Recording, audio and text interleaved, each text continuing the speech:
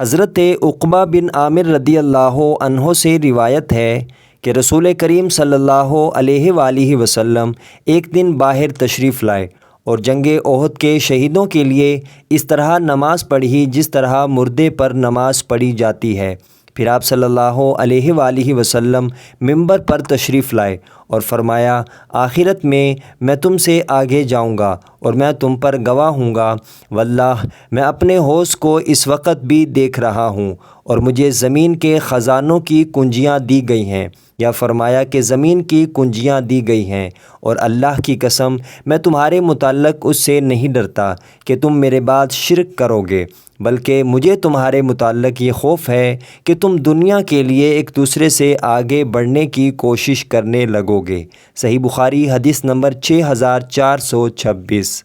حضرت ابو ہریرہ رضی اللہ عنہ فرماتے ہیں کہ میں نے رسول اللہ صلی اللہ علیہ وآلہ وسلم سے سنا، آپ صلی اللہ علیہ وآلہ وسلم نے فرمایا کہ بوڑھے انسان کا دل دو چیزوں کے بارے میں ہمیشہ جوان رہتا ہے، دنیا کی محبت اور زندگی کی لمبی امید۔ صحیح بخاری حدیث نمبر 6420۔